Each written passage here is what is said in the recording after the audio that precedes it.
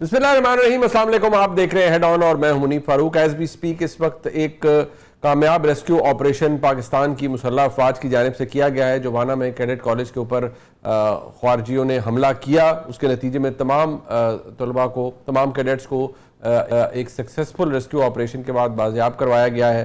اور clearance operation اب ظاہری بات ہے جاری ہوگا، اور ان خوارج کو جب تک ان کو ختم نہیں کر دیا جاتا یہ آپریشن جاری رہیں گے. یہ دلیل ہے اس بات کی کہ انٹیلیجنس بیسڈ آپریشنز جو خیبر پختونخوا اور پورے ملک کے اندر کیے جا رہے ہیں، اس کے حوالے سے جو موقف ہے وہ ثابت ہوتا ہے، درست ثابت ہوتا ہے کہ اس کی ضرورت ہے. بدقسمتی سے آج G11 اسلام آباد میں بھی کچہری کے اندر جو دھماکہ ہوا اس کی تفتیش ابھی جاری ہے. لیکن یہ دہشت گردی جو بدقسمتی سے پاکستان میں دوبارہ پنپ رہی ہے، اس کا تعلق اب کسی ایک صوبے یا کسی ایک جگہ سے نہیں رہا. یہ بدقسمتی سے پاکستان میں دوبارہ واپس آئی ہے. ریزالو وہی ہے کہ اس کا کلا کما کیا جائے، اس کو کرش کیا جائے، ان دہشت گردوں کو نیست و نابود کیا جائے. لیکن اس کے لیے پولیٹیکل ول کی بھی ضرورت ہے اور عوام کی بے پناہ سپورٹ کی بھی ضرورت ہے. یہ یقینی طور پر ایک دلخراش واقعہ تھا جو آج ہوا پاکستان کے اندر. پاکستان کی سیاست کے اندر ایک عام تبدیلی کل یہ آئی کہ 27ویں آئینی ترمیم سینٹ سے تو پاس کر لی گئی. اب کل ووٹنگ متوقع طور پر قومی اسمبلی کے اندر ہو سکتی ہے. حکومت بڑی کانفیڈنٹ نظر آ رہی ہے، لیکن بہت کچھ کہا سنا گیا، نہ صرف پارلیمان کے اندر بلکہ عدلیہ کی طرف سے بھی اس کے اوپر سوال ضرور اٹھایا گیا ہے. معاملات کہاں جا رہے ہیں؟ اور حکومت تو اب یہ کہہ رہی ہے کہ وہ 28ویں ترمیم بھی لانا چاہ رہی ہے. لیکن جو کچھ ہوا، کیا یہ سب واقعی عمران خان صاحب کا خوف طاری ہے اس حکومت کے اوپر، اس کی وجہ سے ہوا؟ اس پر بات کر لیتے ہیں. ہمارے ساتھ وزیر مملکت ڈاکٹر شہزاد منصب صاحبہ، بہت شکریہ ڈاکٹر صاحب آپ کا. اور جناب شفقت اوان صاحب موجود ہیں، MNA ہیں پاکستان تحریک انصاف سے اور ایڈوکیٹ ہیں سپریم کورٹ کے. بہت شکریہ آپ کا شفقت اوان صاحب. میں اوان صاحب سب سے پہلے آپ سے ہی جاننا چاہوں گا، آج بڑی آپ کی پارٹی کے چیئرمین جناب بیرسٹر گور خان صاحب نے بڑی دھواں دار تقریر کی پارلیمان کے اندر، یقینی طور پر ڈاکٹر صاحبہ نے بھی سنی ہوگی. یہ آپ درست سمجھتے ہیں؟ کیا آپ سمجھتے ہیں کہ واقعی یہ جو ترمیم ہے یہ عمران خان صاحب کا خوف ہے جس کی وجہ سے یہ ترمیم کی گئی ہے، یا کچھ نکات سے آپ ایگری کر سکتے ہیں کہ شاید وہ دفاع کے لیے ضروری ہے، شاید عدالتی نظام میں بہتری کے لیے ضروری ہے؟ بسم اللہ الرحمن الرحیم. بہت شکریہ منیب فاروق صاحب، آپ نے بلایا. اس ترمیم میں کچھ بھی ایسا نہیں ہے کہ جس کے ساتھ ایگری کیا جائے. ہم اسے ان ٹوٹو ریجیکٹ کرتے ہیں. اور دوسری بات یہ ہے کہ اگر عمران خان کا ڈر نہ ہوتا اور خوف نہ ہوتا تو لائف ٹائم امیونٹی بھی کوئی لیتا ہے. پاکستان میں یہ عجیب نظام ہے کہ یہاں ایسے ایسے کام ہو جاتے ہیں جو کوئی تصور میں بھی نہیں لا سکتا.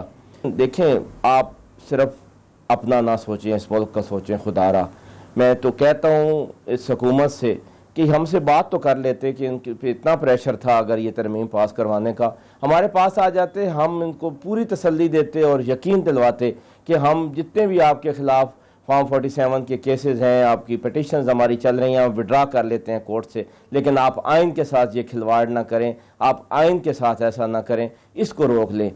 لیکن جب آپ کے پاس عوامی مینڈیٹ نہیں ہے، جب آپ کو کسی نے لا کے بٹھایا اور آپ عوام کے مینڈیٹ سے نہیں آئے، تو پھر آپ ایسا ہی کریں گے. یقیناً کوئی بھی جو اسمبلی عوامی مینڈیٹ سے آئی ہو وہ ایسا کچھ بھی نہیں کر سکتی. تو منیب صاحب، صرف یہ نہیں ہے کہ یہ ایک سیاسی بیان ہے. خدا کی قسم دل بہت دکھی ہے اور ایک پریشر ہے ذہن پر کہ ہم نے کیا کر دیا جوڈیشری کے ساتھ، ہم نے کیا کر دیا باقی اداروں کے ساتھ، اور ہم نے کیا کر دیا پارلیمنٹ کے ساتھ جس کی سپرمیسی ہم نے انڈرمائن کر دی. اچھا، یہ ڈاکٹر صاحب ایک سوال تو اپنی جگہ موجود ہے، اس پہ میں چاہوں گا وزیر مملکت بھی ہماری رہنمائی کرے. یہ سوال بنیادی طور پر آتا ہے کہ اس پارلیمان جو جعلی ہے، پاکستان تحریک انصاف کے دوست کہتے ہیں، ابھی شفقت اوان صاحب نے بھی کہا، آپ کے کولیگ بھی ہیں، کہ یہ جعلی ہے، مینڈیٹ کیونکہ جعلی ہے تو پھر جو آئینی ترمیم کی گئی وہ بھی جعلی ہے. پلس ان کو شدید اعتراض ہے کہ اس طرح کی آئینی ترمیم کا فائدہ کوئی نہیں ہے، امیونٹیز دینے کا فائدہ کوئی نہیں، اور خوف عمران خان میں سب کچھ کیا جا رہا ہے. انڈر لائن پرپس کیا ہے اس ترمیم کا؟ کیونکہ عدلیہ سے بھی اعتراض کر رہی ہے، اپوزیشن تو کر ہی رہی ہے. کیا مقصد کیا ہے؟ بار بار وہ سوال آپ سے یہ پوچھتے ہیں کہ کیوں اتنی اجرت میں کر لی، کیوں ترمیم؟ اگر ہم سے بات کر لیتے تو ہم شاید بہت ساری چیزوں سے وڈرا کر جاتے آپ پر پریشر کم کرنے کے لیے. بہت شکریہ منیب صاحب. دیکھیے بات یہ ہے کہ آج جو انہوں نے دھواں دھار تقریریں کی ہیں نا, they were all fury and no substance. ان کے پاس کہنے کے لیے کچھ نہیں ہے, اور ان کا آڈینس ایک ہے جو جیل میں بیٹھا ہوا ان کا سابقہ چیئرمین ہے, جس کو جا کے انہوں نے سنانا ہے کہ ہم کتنا چیخے, کتنا بولے, اور اس کی ان کو شاباش ملے گی. اس کے علاوہ ان کے پاس کچھ کہنے کو نہیں ہے, کوئی سبسٹنس نہیں ہے, کوئی لاجک نہیں ہے جس کے ساتھ یہ کہہ سکیں کہ ہم نے کہ کیا وجہ ہے کہ ان میں جتنی بھی شکیں ہیں جو کہ اس وقت آئی ہیں, کیا وجہ ہے کہ ان کو آپ ایک ایک کر کے دیکھ لیجئے. اگر ہم یہ کہہ رہے ہیں کہ جو فورسز کے حوالے سے ہیں, تو کیا آپ نے آج خود بتایا کہ آج بھی کیڈٹ کالج پہ حملہ ہوا, ابھی بھی یہ آپریشنز جاری ہیں, آج بھی اسلام آباد میں دہشت گردی جیسی لعنت آئی ہوئی ہے, پاکستان میں آئی ہوئی ہے, اور انڈیا اس کے پیچھے ہے. وہ خود کہتے ہیں کہ ہم اس کے پیچھے, افغانستان کو استعمال کریں, افغانستان کو انہوں نے پراکسی بنایا ہوا ہے. تو کیا ہمیں اپنے ان ہیروز کو سیلیبریٹ نہیں کرنا چاہیے؟ بالکل کرنا چاہیے. کیا جوڈیشل ریفارم ضروری نہیں ہے؟ بہت دیر سے یہ کہا جا رہا ہے کہ جوڈیشل ریفارمز ہونے چاہیے. جوڈیشری کے اندر کچھ جوڈیشل ایکٹیویزم جو ہو رہی تھی, تو آئین کو ری رائٹ کیا جا رہا تھا, جو ایک جماعت کو لے کے پچھلے دنوں میں اتنا زیادہ اس کے لیے آؤ بھگت ہو رہی تھی, یہ ساری چیزیں اس طرف آ رہی تھی کہ کچھ جوڈیشل ریفارمز چاہیے. پلس عوام جس طریقے سے رول رہے ہوتے ہیں, کئی سال ان کے مقدمے جو ہیں وہ نہیں سنے جاتے, ان کے فیصلے نہیں آتے, کئی جنریشنز گزر جاتی ہیں, اس کے لیے جوڈیشل ریفارمز بھی ضروری تھے. تو یہ ساری چیزیں جو لاجیکل ہیں, ضرورت ہے, یہ ضرورت تھی. ہم یہاں پہ جب بیٹھتے ہیں عوامی نمائندے بن کے, لوگ ہمیں ووٹ دے کے یہاں بھیجتے ہیں اس لیے کہ وقت کے تحت, حالات کے تحت, اگر ہم سمجھتے ہیں کہ کوئی بہتری آئے عوام کے لیے, پاکستان کے لیے, اپنے ملک کے لیے, تو وہ ریفارمز لائے جائیں. ڈاکٹر صاحب ایک جو آپ ظاہری بات ہے, آپ کے بہت سے کولیگز ہیں پی ٹی آئی سے, وہ بار بار بات یہ کریں کہ عمران خان کے خوف میں اگر آپ نے یہ ترمیم کرنی ہے تو آپ جیل میں جا کے خان صاحب سے بات ہی کر لیں. اب آج میں جو بے بسی تھی سلمان رائے صاحب کی کہ آپ کی حکومت ہے, صوبائی حکومت بھی آپ کی, وفاق میں حکومت آپ کی, آپ ایک ملاقات تک الاؤ نہیں کرتے. کم از کم چلے اس کو انکلوسیو پروسیس ہی بنا دیتے, آپ خود لا میکر ہیں, کوئی تو گنجائش ہوتی آپ کے کولیگز کے پاس ایٹ لیسٹ کہ نہیں ان کے پاس مسودہ ہوتا. آپ نے تو رش تھرو کیا سینٹ کے اندر بھی سب کچھ, اور آئی بلیو کل بھی رش تھرو ہی کریں گے نیشنل اسمبلی کے اندر. نہیں, آج سارا دن ان کو بولنے کا موقع دیا گیا, اس سے پہلے بھی سینٹ میں بھی سارا دن تقاریر کا موقع دیا گیا, بولنے کا موقع دیا گیا. جہاں تک آپ کہہ رہے ہیں کہ ان کو انکلوڈ کریں, یہ کسی چیز میں آج تک انکلوڈ انہوں نے اپنے آپ کو کیا ہے؟ یہ تو کسی چیز پہ آتے ہی نہیں. اتنی اہم سیکیورٹی کی میٹنگز ہوتی ہیں اور ان کا چیف منسٹر اس میں نہیں آتا کہ میں نے پہلے اجازت لینی ہے اپنے سابقہ چیئرمین سے. اور جہاں تک یہ بات ہے کہ عمران خان کے خوف سے, دیٹس ایکچولی فنی, بیکاز عمران خان اب بالکل irrelevant ہو چکے ہیں, ان کے بارے میں اب کوئی نہیں سوچتا, ان کی کوئی خوف تو دور کی بات ہے, ان کے بارے میں سوچ ہی نہیں اب کسی کی, بیکاز انہوں نے اپنے آپ کو خود irrelevant کر لیا ہے. انہوں نے کسی چیز میں اپنی جماعت کو آنے نہیں دیا, انہوں نے کسی اہم جب موقع آتے رہے ہیں جس میں ہم کہتے رہے ہیں کہ آئیں بیٹھیں ہم سے بات کریں, اسپیکر صاحب نے ایک فورم بنایا, اس سے بھی یہ لوگ بھاگ گئے. سیکیورٹی کے معاملات ہوئے, ان کو بلایا گیا, ان کو کہا گیا کہ اس میں آئیں, تو اس سے بھی یہ لوگ بھاگ گئے. کبھی کسی چیز میں انہوں نے اپنے آپ کو انکلوڈ نہیں کیا. لیکن جب یہ آج انکلوڈ نہیں ہوتے تو پھر یہ چیخے مارتے کہ جی ہم سے پوچھ ہی لیتے, ہمیں بتا ہی دیتے. وہ سارے آپ ایگزامپلز دیکھیں نا, جب آپ کو بلایا تو آپ نہیں آئے. وہ کرٹسی سے, بٹ بات یہ ہے شفقت اوان صاحب, آج آپ کے پاس موقع تھا, وہ ڈاکٹر صاحب کہہ رہی ہیں آپ لوگوں نے تقاریر کرنی تھی, آپ نے کر لی. باقی خان صاحب کے حوالے سے تو حکومتی موقف یہ ہے کہ وہ irrelevant ہے, اور وہ تو یہ بڑی مذاقہ خیز بات ہے کہ خان صاحب کا کسی کو خوف ہے ہی نہیں. منیر صاحب, اس وقت اگر پاکستان میں کوئی بندہ ریلیونٹ ہے تو وہ عمران خان ہے, جس کے پیچھے 90% لوگ کھڑے ہوں. ان سیاسی یتیموں کو کیا پتا کہ ریلیونسی کیا ہوتی ہے اور ریلیونٹ کیا ہوتا ہے. اگر لوگ کھڑے ہیں تو عمران خان کے پیچھے کھڑے ہیں, لوگ کھڑے ہیں تو عمران خان کے نظریے کے پیچھے کھڑے ہیں, لوگ کھڑے ہیں تو عمران خان کی سوچ کے پیچھے کھڑے ہیں.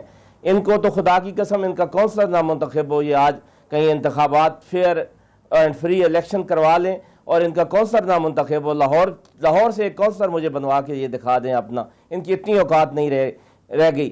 جس جماعت کا اپنا لیڈر ایک جیل میں بیٹھی ہوئی عورت سے 50,000 سے ہار جائے اور وہ پھر کہیں کہ فلان irrelevant ہو گیا ہے. او بھائی irrelevant نواز شریف ہو گیا ہے, irrelevant مسلم لیگ نون ہو گئی ہے جو عوام میں اپنی بالکل پوزیشن کھو بیٹھی ہے. اور یہ ترامیم کیوں کر رہے ہیں؟ ان کو پتہ ہے عوام نے ہمیں اب ووٹ نہیں دینا, ہم جیسے تیسے اپنا ٹائم گزارنا ہے یہ گزاریں, اور اس ٹائم گزارنے کے لیے اپنے آقاؤں کی یہ ساری باتیں ماننے کو تیار ہیں اور مانے جا رہے ہیں. اگر یہ سیاسی جماعت ہوتے یا ان کو کوئی پاکستانیوں کا خیال ہوتا تو یہ ضرور کرتے.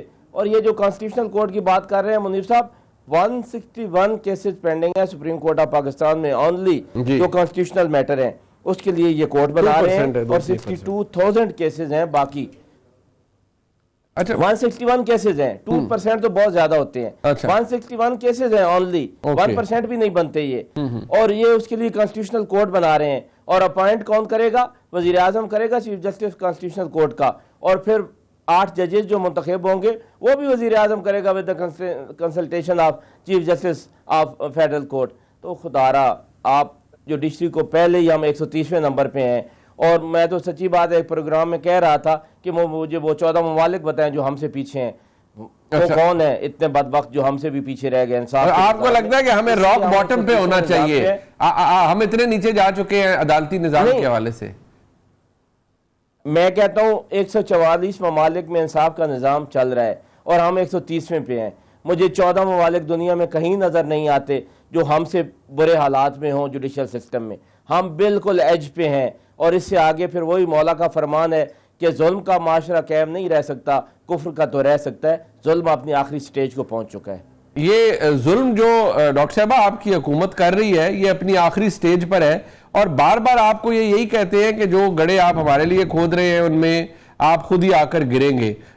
سیاسی لیسن ہے شاید جو آپ کو بار بار پڑھایا جاتا ہے آپ کی حکومت کو شاید, لیکن اقتدار میں یہ بھی کہا جاتا ہے جب کوئی اقتدار میں ہو تو اسے بہت ساری ریالٹی نظر نہیں آتی ہے, چیزیں نظر نہیں آتی. کیا آپ لوگ واقعی اقتدار کے زوم میں اتنے مصروف ہیں کہ آپ کو بہت ساری چیزیں نظر نہیں آ رہی ڈاکٹر صاحبہ؟ دیکھیے پہلی تو بات یہ کہ جو یہ کہہ رہے ہیں 130ویں نمبر پہ, تو یہ خود یہ آرگیومنٹ دے رہے ہیں کہ ہمیں جوڈیشل ریفارمز کی, اس کا مطلب ہے ضرورت ہے. اگر ہماری جو جسٹس سسٹم ہے اس کا اتنا برا حال ہے تو پھر بیٹھے رہے ہاتھ پہ ہاتھ دھر کے کہ ایز اٹ از چلتا رہے. تو اس میں اسی لیے ریفارمز کر رہے ہیں نا تاکہ بہتری آئے, نمبر 1. نمبر 2 یہ کہ میاں نواز شریف صاحب کی بیٹی اس وقت چیف منسٹر پنجاب ہے سب سے بڑے صوبے کی, اور ان کا بھائی جو ہے پرائم منسٹر, اور الحمدللہ ان کے 1.5 سال کے عرصے کے اندر آپ دیکھیں کہ پاکستان نے کون سی ایسی فیلڈ ہے جس میں ترقی نہیں کی. معاشی طور پہ اسٹیبلٹی آ گئی ہے, ہم ڈپلومیٹکلی ہم پورے ملک کے اندر ایکسپٹنس جو اس وقت پاکستان کی پہلے کبھی نہیں ہوئی.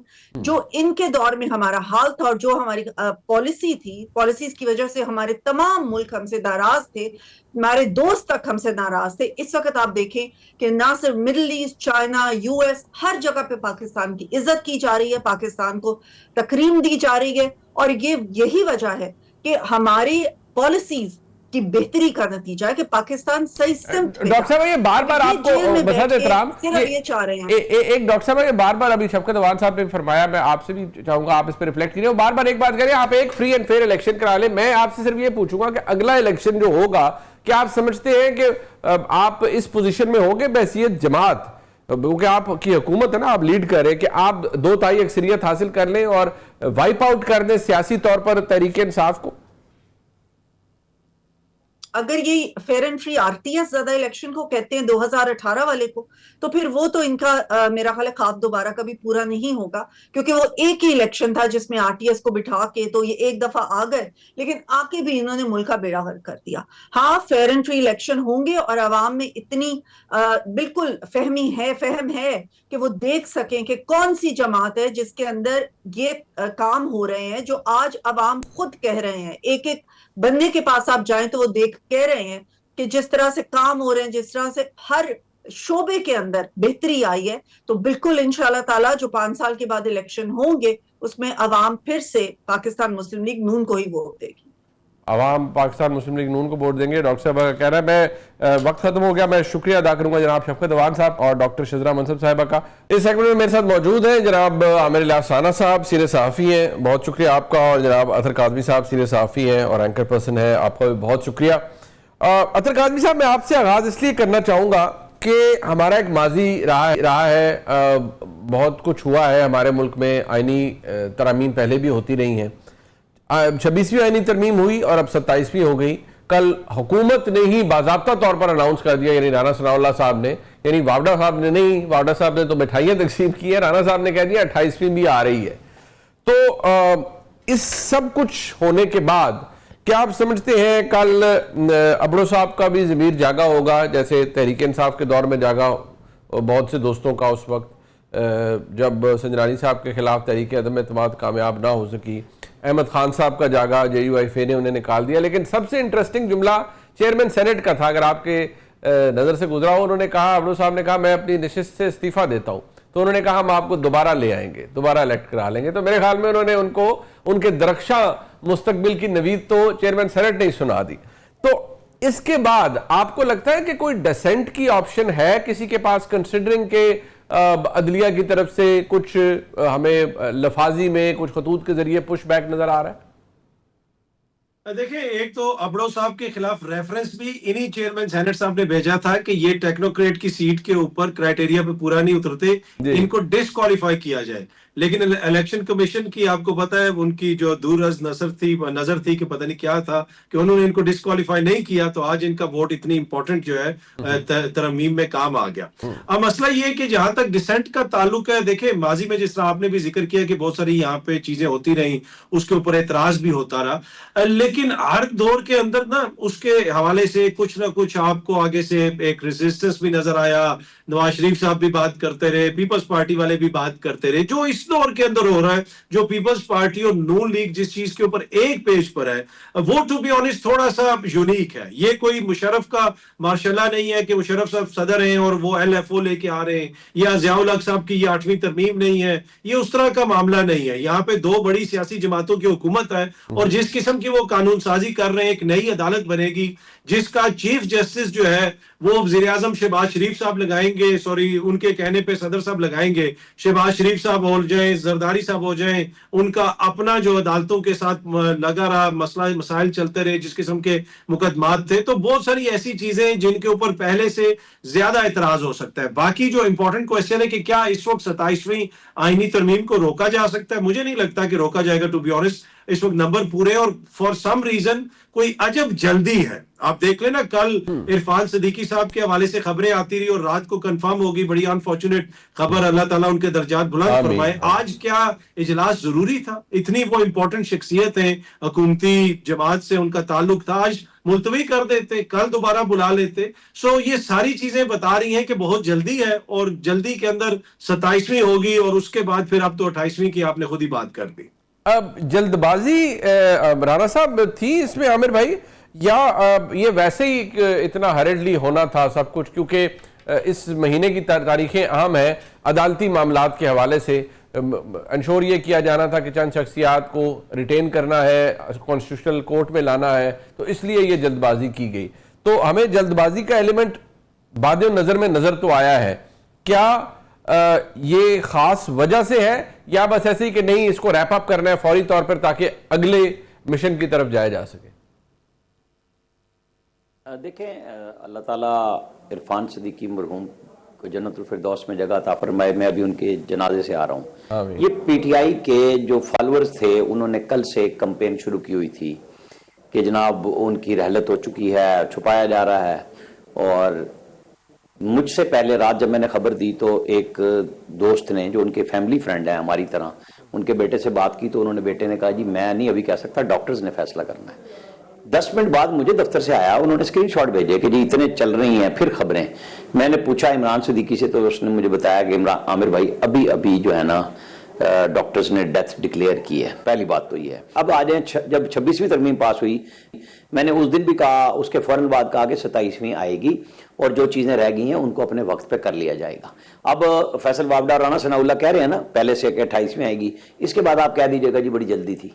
अरे भाई 1 साल से जब वो कह रहे थे कि हम लाएंगे तो वो प्लान कर रहे थे ना. ये हुकूमतों की और जिनके पास अक्सरियत होती है, मेरा ख्याल है उन पे छोड़ दें. अगर वो जल्दी कर रहे हैं, बहस कर रहे हैं, तो PTI ने कौन सी जल्दी में काम किया, उनकी सहूलतकारी नहीं की.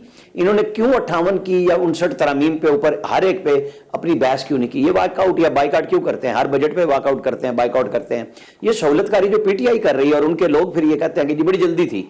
ارے بھائی پھر جلدی کو دیر آپ کا کام تھا نا, کھڑے ہو کے تقریریں کرتے, وہ بلڈوز کرتے, تب بھی آپ بتاتے, سہولت کاری آپ کریں, الزام دیں میڈیا پہ, دوستوں پہ کہ جناب یہ بڑی جلدی کر رہی ہے. کل تو بڑا شور شرابہ ہوا نا, کل تو شور شرابہ سینٹ میں ہوا. نہیں, جب ترامیم شروع ہوئی وہ نکل گئے. ہاں نہیں, وہ انہوں نے ابسٹین کیا, لیکن اگر وہ رہتے بھی عامر بھائی تو وہ سوائے شور کرنے کے کیا کر سکتے تھے؟ ووٹنگ پروسیجر کو روک سکتے تھے؟ نہیں جی نہیں, آپ ہر پوائنٹ پہ, ہر کے اوپر کہ ہم اس کے اوپر بات کرنا چاہتے ہیں وہ نہ کرنے دیتے. آپ کا یہ ریکارڈ پہ آتا, آپ کی ترمیم کی منظوری میں تو کوئی چیز ریکارڈ پہ نہیں ہے. وہ تو ترمیم سے پہلے آپ واک آؤٹ کر گئے. 73 کے آئین کے اوپر جب اتنے عرصہ لمبی بحث ہوئی تو لوگوں نے تقریریں کی, وہ آج آپ اور ہم جاتے ہیں پارلیمنٹ کے ایوان ریکارڈ سے ساری چیزیں لے آتے ہیں, کتابوں میں بند ہے. کل کو آپ پریس کانفرنس اور بائیکاٹ ڈھونڈیں گے کہ اپوزیشن نے کیا کردار ادا کیا تھا. ٹھیک ہے, چلیں یہ بھی ایک ویلڈ پوائنٹ ہے. بٹ ایک بات اطہر کاظمی صاحب, کیا تحریک انصاف کے دوستوں کو یا آپ کے جن کو ہم دیکھتے ہیں اور جو اپوزیشن کے دوست تھے, کیا ان کو وہاں نہیں رکنا چاہیے تھا؟ اگر چلے شور ہی بچا لیتے, ریکارڈ کے لیے ان کے خلاف ووٹ دیتے, کیونکہ ووٹ بھی خلاف میں نہیں دیا. یہ سیاسی کمزوری ہے, سہولت کاری ہے, یا ایک سائن آف ریزگنیشن ہے کہ یار اچھا سارے جائے جہنم میں ہم جا رہے ہیں؟ میں صدقے نہ جاؤں کہ جی وہ وہاں پہ کھڑے ہو گئے اور وہ وہاں پہ بات کرتے. اور کس دنیا میں ہم رہتے ہیں منیب صاحب, کہ آپ کو نہیں پتا 74 MNAs نے دستخط کر کے دیے ہوئے کہ ہمارا اپوزیشن لیڈر کا نوٹیفیکیشن نکالو, اسپیکر وہ نہیں نکالتا, اور آپ کہتے ہیں کہ وہ ان کے کہنے پہ کروائے گا جی 10 دن وہ بحث کروائے گا. ایک چیز غیر قانونی ہو رہی ہے, ایک غیر آئینی ہو رہی ہے, اس کا حصہ بننا, اس میں ووٹ ڈالنا, تو آپ تو اس کو لیجٹیمیسی دیں گے. کس طریقے سے آپ نے ابڑو صاحب کو نااہل کروانے کے لیے ریفرنس بھیجا, کل اس کے ووٹ سے آپ نے ترمیم منظور کروا لی. وہ JUIF والا کبھی ادھر منہ چھپاتا تھا, کبھی ادھر منہ چھپاتا تھا. اگر منہ نہیں کسی نے چھپایا تو انہوں نے نہیں چھپایا, جو مسلسل اس چیز کی حمایت کرتے رہے ان کو محسوس نہیں ہوئی شرم, وہ بھی بیچارہ شرم سے ادھر میں پھرتا رہا, دوسرا شرم سے ریزائن کرتے چلا گیا. ادھر بھائی مجھے ایک بات بتائیں, جب ہم کہتے ہیں کہ غیر آئینی عمل تھا, غیر قانونی عمل تھا, یہ کہ نہیں مینڈیٹ کسی کا جعلی کسی کا اصلی, وہ بالکل اس کے اوپر ہم بے شمار ڈیبیٹ کر سکتے ہیں, لیکن بہرحال یہ پارلیمان کا استحقاق ہے کہ وہ آئین میں ترمیم کرے اگر ان کے پاس نمبر پورے ہیں. ہم اسے غیر آئینی غیر قانونی کس نوعیت سے, کس طریقے سے کہیں گے؟ دیکھیں آپ کی آئین کی ایک روح ہے نا منیب صاحب, آپ نے جو بھی قانون سازی کرنی ہے اس کے تحت کرنی ہے. بحث کیوں ہوتی ہے؟ آپ کی 14ویں ترمیم ہو جائے, دیگر ترامیم ہو جائیں, وہ کیوں سپریم کورٹ جاتی تھی؟ کہ اس لیے جاتی تھی کہ وہ کہا جاتا تھا کہ جی یہ چیز غیر آئینی ہے, ایک بحث ہے, یہ چیز آئین کی روح کے منافی ہے. اب آپ ایک ملک کے اندر نئی ایک کورٹ لے کے آ رہے ہیں جس کے اوپر آپ خود لائر ہیں کہ پاکستان جب سے بنا ہے جتنے بھی کامن لا ہے, جو بھی پریسیڈنٹس ہیں, وہ ادھر لاگو ہی نہیں ہوں گے, وہ کسی بھی قانون کے تابع نہیں ہوگی. ماضی کے جو فیصلے آپ نہیں سمجھتے کہ اس کے اوپر یہ ایک بحث بنتی ہے کہ کیا یہ آئین کی روح کے مطابق ہے یا منافی ہے, اور اس کے اوپر جو ہے وہ بحث ہونی چاہیے. تو یہ وہ ایک بحث ہے نا. اطہر بھائی یہ بات آپ کی ٹھیک ہے, آپ کہتے ہیں کنسلٹیٹو پروسیس براڈ ہونا چاہیے تھا, ہر ایک سے پوچھنا چاہیے تھا. پر دیکھیے نہایت احترام سے میں اس میں رائے تھوڑی سی مختلف رکھوں گا کہ دیکھیے اگر ایک غلط کام ہو رہا ہے, آپ بجائے اس کے کہ اسے ابسٹین کریں, آپ رجسٹر کریں, وہ ریکارڈ کا حصہ رہے کہ آپ نے اس کے خلاف ووٹ دیا تھا. یہ جو علیحدہ ہو جانا اور بعد میں کہنا ہم سوچ رہے تھے 8-10 بندے ابڑوں کو اٹھا کر لے آئیں, یہ راجہ صاحب نے کل کہا, علامہ راجہ ناصر عباس صاحب نے, یہ مطلب بڑی ایک عجیب سا موقف تھا میرے نزدیک. تو اطہر بھائی دیکھیں, ایک بالکل آپ کی بات درست ہے, آپ کا اپنی جگہ موقف ہے, لیکن جب ایک چیز غیر قانونی ہو رہی ہے, ایک انلیگل کام ہو رہا ہے, آپ اس میں آپ کی نظر میں آپ یہ کہہ رہے ہیں ہمارے بندے زبردستی توڑے جا رہے ہیں, لوگوں کو خریدا جا رہا ہے, اور اس طرح ووٹ ڈلوا کے یہ سب کچھ کیا جا رہا ہے, مینڈیٹ چوری کیا جا رہا ہے. ابڑو صاحب نے تو کہا کہ انہوں نے تو فیلڈ مارشل عاصم منیر صاحب کے لیے ووٹ دیا ہے اور انہوں نے فوراً ریزائن کر دیا اپنی سیٹ سے. تو اگر وہ اتنا انہوں نے کوئی اصولی قدم اٹھایا تھا تو ان کو رہنا چاہیے تھا نا وہاں پہ. دیکھیں ابھی تو ویسے میں آپ کو بتا دوں کہ PTI کے 2 بندے اور بھی تھے, یہ تو ضرورت نہیں پڑی ان کو. جی وہ جو چیئرمین سینٹ کے دفتر میں تھے, وہ جدھر بھی تھے, وہ ہو سکتا ہے ایوان کے اندر بھی ہوتے, لیکن وہ تو اگر خدا نہ خواستہ وہ بیمار نہ ہوتے عرفان صدیقی صاحب, تو ابڑو صاحب نے بھی ووٹ نہیں ڈالنا تھا. بالکل. تو یہ تو وہ ہو گیا. تو یہ تو مسئلہ یہ نا کہ اس سے پہلے 26ویں آئینی ترمیم میں اختر مینگل نے کیا کہا, مولانا نے کیا کہا, ہم سب کو پتا ہے. اب باقی ہم ادھر آئین کھیل لیں, گفتگو کر لیں, وہ سب ہمارے سامنے ہے. ایشو یہ ہے کہ جتنی بڑے سکیل کی یہ ترمیم تھی, سوال یہ کیا جا رہا ہے, اور جو استدلال میرے بھائی اطہر کاظمی صاحب کا ہے کہ بھائی آپ کوئی کنسلٹیٹو پروسیس تو کریں, آپ اتنا بڑا تبدیلی لا رہے ہیں, صرف جج اپوائنٹ کرنے کا طریقہ نہیں, آپ ایک آئینی عدالت کو کھڑا کر رہے ہیں. ایک سپر سٹرکچر کریٹ کر رہے ہیں, تو آپ کو عدلیہ کی رائے تو لینی چاہیے تھی. دیکھیں نا, جو لوگ ہمارے دوست عوام کی اس میں بہ رہے ہیں کہ پتہ نہیں کیا ہو گیا ان کے لیے, انہیں چاہیے مفت میں تو وکیل ملتا کوئی نہیں, وہ کہتے ہیں مفت میں وکیل کرنا بھی نہیں چاہیے. اچھے ہیوی 5-5 کروڑ کے, تو کل اسمبلیوں میں بات ہو رہی تھی, ذرا ٹیکس چیک کر لیں, ان میں نے کبھی 5 کروڑ شو بھی کیا ہے کہ جتنے بھی جس بھی پارٹی کے وکیل ہیں, جس بھی بار سے تعلق رکھتے ہیں, جس بھی دھڑے سے رکھتے ہیں, کوئی نہیں ٹیکس دیتا. ان کے اوپر تو کوئی چیک ہی کوئی نہیں آتا. یہ سارے سیاست کرتے ہیں, چاہے حکومت میں ہو چاہے اپوزیشن میں ہو, اور اپنے خلاف ایک دوسرے کے وکیل کے خلاف کوئی وکیل بھی کرنے نہیں دیتے. یہ اتنے ملے ہوئے سارے لوگ ہیں, اور تقریریں کیا کریں گے, گلے پھاڑ پھاڑ کے سارے آ جائیں گے. جس طرح ہم بھی بڑی بحث کر لیتے ہیں, اطہر بھائی اور میری بھی ہو جائے گی کہ پتہ نہیں اس 27ویں ترمیم سے کیا لے لیں گے یہ, جس کے لیے یہ اتنا کر رہے ہیں. بھائی یہ میرے اور آپ کے لیے ہے ہی نہیں, یہ جن کے لیے ہے ان کے لیے کل پاس ہو جائے گی. جب تک جج اور سیاستدان, جج آپس میں ایک ہو جائیں, سیاستدان آپس میں ایک ہو جائیں, فیصلے ٹھیک ہو سکتے ہیں. نہیں ہوتے. اب یہ جو اصطلاح آپ نے استعمال کی ہے کہ وہ کھاتے رہیں گے, یہ اطہر صاحب دیکھیں, ہم ساری بات اپنی جگہ, لیکن اب یہ سہولت کاری کی مثالیں تو موجود ہیں اور ماضی قریب میں موجود ہیں, اور بڑی بڑی اعلیٰ آئینی عدالتوں سے, سپریم کورٹ بہت بڑا ادارہ ہے, وہاں سے آئیں. تو اب اس کے بعد جو کچھ ہو رہا ہے تو ہمیں سرپرائز نہیں ہونا چاہیے, ہمیں اس پر حیران نہیں ہونا چاہیے. جو ماضی میں ہوا, آج کی حکومت یہ کہہ رہی ہے ہم اسے صاف کر رہے ہیں. عدلیہ کے اندر جو ایک پولرائزڈ قسم کی یا پولیٹیسائزڈ قسم کی عدلیہ تھی, ہم اس کو سیاست سے پاک کر رہے ہیں.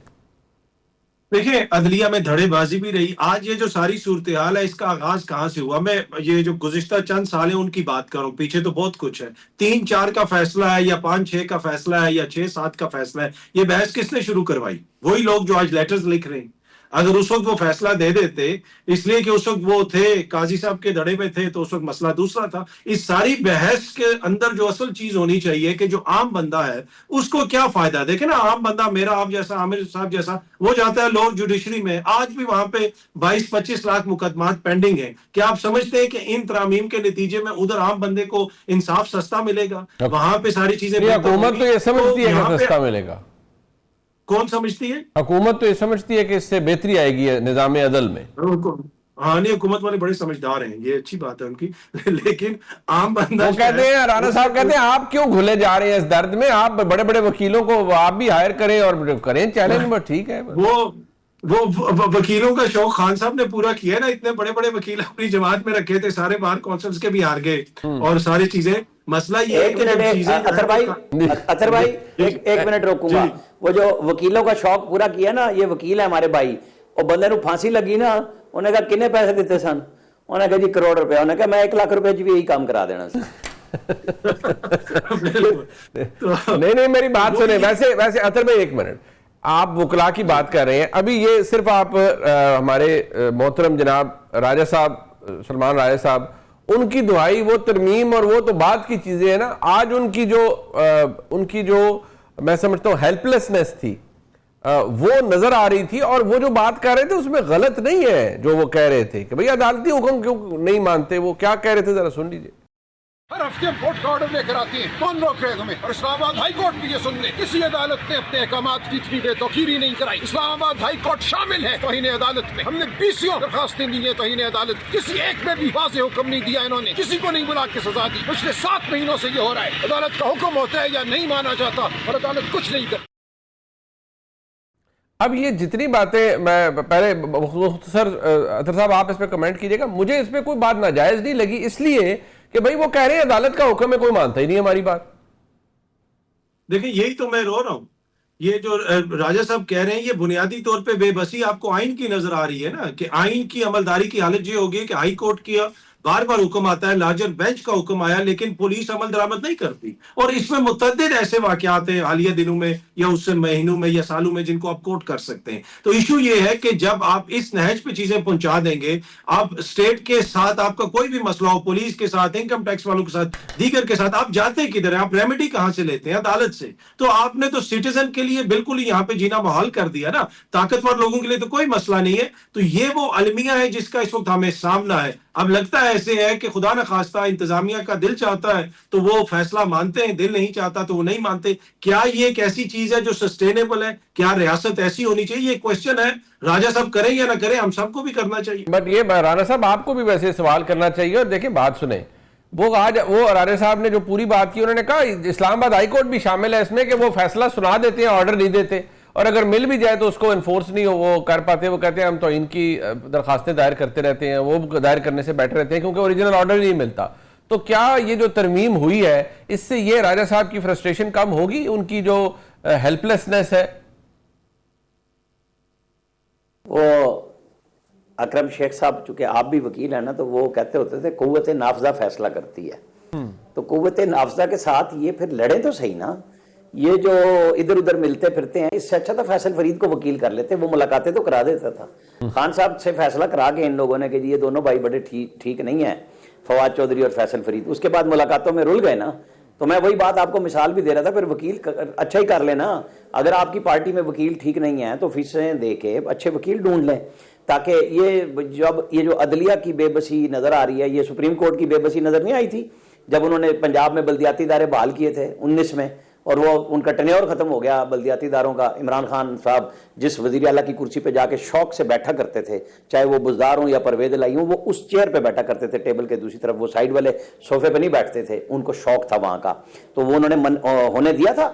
یہ سپریم کورٹ کا فیصلہ عمل درآمد, میں نے صرف ایک مثال دی ہے. یہ ہر دور میں یہی مثالیں ہیں. جب تک آپ ٹھیک نہیں کریں گے ہر دور میں ایسا ہی ہوگا. جب تک آپ ہر دور کے لیے اپنے فیصلے ٹھیک نہیں کر لیں گے کہ آج سہولت کاری چاہیے مجھے فوج سے میں بات کروں گا, تو آپ کیوں کا بات کرنا چاہتے ہیں؟ آپ کہیں یہ میں اس قابل نہیں سمجھتا, لیکن میں ملک میں جمہوریت کے لیے حکومت سے بات کروں گا, راستہ بناؤں گا, آپ کا راستہ بن جائے گا. آپ نے ضد لگائی ہوئی ہے, تو بھائی میں اب آپ کے لیے کہاں سے قانون اور وکیل ڈھونڈ کے لاؤں؟ سلمان اکرم راجہ جیسے نامور وکیل آپ کے پاس ہیں اور ہائی کورٹ کے باوجود آپ سے مل نہیں سکتے. یہ کیا بات ہوئی بھائی؟ آپ کو پتا ہے اور مجھے بھی پتا ہے کہ قوت نافذہ کے فیصلے ہیں. جب دل کرتا ہے ہمارے بھائی کا وہ نام پنجاب حکومت کا لے لیتے ہیں, شہباز شریف کا لے لیتے ہیں, اصل نام لیتے ہوئے یہ بھی بھاگ جاتے ہیں کہ جی کون روک رہا ہے. سب کو پتا ہے نا, تو کرے نا بات ان سے جا. آپ اطہر بھائی کو یہ کہہ رہے ہیں کہ وہ نام لیں, مطلب جی وہ ہمیشہ شہباز شریف اور مریم پہ چلے جاتے ہیں نا. میں یہی کہہ رہا ہوں کہ پھر نام سیدھا آپ اس طرح کے ہلاکت خیز مشورے انہیں نہ ہی دیں رانا صاحب. نہیں, اب آپ ایک طرف آئین اور قانون کی بالادستی کی بات کرتے ہیں اور سچ بات کرتے ہیں. اطہر بھائی مجھے سر آپ نے کیا کہنا ہے, میں تو ویسے ہی بڑا کمزور آدمی ہوں, آپ تو طاقتور لوگ ہیں. اطہر بھائی وہ اب یہ کہہ رہے ہیں رانا صاحب ان کی خواہش پوری کر لیں. جی وہ باکو سے بیٹھ کے وزیر اعظم صاحب نے وہاں سے کابینہ چیئر کی. مریم بی بی جو ہے وہ طیارہ لے کے کبھی جاپان چلی گئی, برازیل گئی ہوئی ہے. تو مسئلہ یہ ہے کہ یا تو وہ آ کے کہہ دیں کہ بھائی ہمارا کوئی تعلق نہیں, وہ کہتے ہیں ہمارا تعلق ہے, وہ خود مانتے ہیں حکومت ہماری ہے, مینڈیٹ ہمارا ہے. اور دوسری بات دیکھیں, چھوٹی سی بات ایڈ کر دوں, چھوٹی سی بات. سلمان اکرم راجہ صاحب جس وقت بقول رانا صاحب کے قوت نافذہ جو ہے وہ دوسری طرف کھڑی تھی, سلمان اکرم راجہ اس وقت بھی نواز شریف کے ساتھ کھڑا تھا. دیکھیں اس وقت بھی پرنسپل سٹانس پہ کھڑا تھا کہ یہ نواز شریف صاحب کے ساتھ زیادتی ہو رہی ہے. اور جو اطہر میلونا صاحب نے لکھا, انہوں نے بھی اپنے خط میں لکھا نواز شریف کے ساتھ بھی زیادتی ہوئی, مریم بی بی کے ساتھ بھی زیادتی ہوئی, آصف زرداری کے ساتھ بھی زیادتی ہوئی, اور ہم سب اس کا پارٹ رہے. تو انہوں نے تو وہ مانا ہے. تو میرے خیال میں جو سیاستدان ہیں وہ تھوڑا سا مان لینا, آپ کے ساتھ تو نبھایا. نہیں پہلی دفعہ نہیں, ہمیشہ کہتے ہیں وہ, پہلی دفعہ کام کہہ رہے انہوں نے. اب آپ کا دل ہے کہ وہ نہیں آپ کا یہ اطہر بھائی یہ بالکل رانا صاحب کے اس چکر میں نہ یہ گا, ان کا دل ہے کہ آپ سے کچھ ہو, کوئی آپ ایسی بات کہیں. مسئلہ یہ ہے کہ آپ حنیف عباسی صاحب سے کبھی پوچھئے گا نا, جب ان پہ کیس ہوا تھا, یا جاوید لطیف صاحب سے, اس وقت کون بولتا تھا کہ یہ زیادتی ہو رہی ہے. اور وہ انہوں نے, یہ آن ریکارڈ ٹی وی پہ کہہ رہا ہوں, کوئی کمرے میں بیٹھا تو نہیں کہہ رہا. میں نے تو اس وقت بھی کہتا تھا, ہم تو ہر دور میں یہ بولتے رہے ہیں. نہیں وہ کہتے ہیں میں آواز بلند کرتا رہا ہوں تمام ظلم کے خلاف. رانا صاحب وہ کہتے ہیں میں ہر ظلم کے خلاف آواز بلند کی ہے, صرف آج نہیں کر رہا, پہلے بھی کی ہے رانا صاحب. کرنی چاہیے. لیکن میں نے کچھ نام لیے, ان کے نام نہیں لیے انہوں نے. نہیں کیا اطہر بھائی آپ کیا کہہ رہے ہیں؟ میں نے کہا آپ کے خلاف بھی ابھی تک میں نے آواز بلند نہیں کی, باقی تو سب میں نے کر دی ہے. چلے جب آپ میرے خلاف آواز بلند کریں گے, میں آپ کو مٹھائی کھلاؤں گا اپنے پلے سے. نہیں میں منیب صاحب کے, میں اور آپ تو ورکر آدمی, میں منیب صاحب کی بات کر رہا ہوں. اچھا مجھے انہوں نے کہیں اور سے کہا سمجھو. یہ استعماری قوتوں کا نشان ہے. چلے میں شکریہ ادا کروں گا قاضی صاحب کا اور جناب عامر رانا صاحب کا. پروگرام آپ نے دیکھا, جس کا فیڈ بیک دیجیے گا, دیکھنے کا بہت شکریہ. خدا حافظ.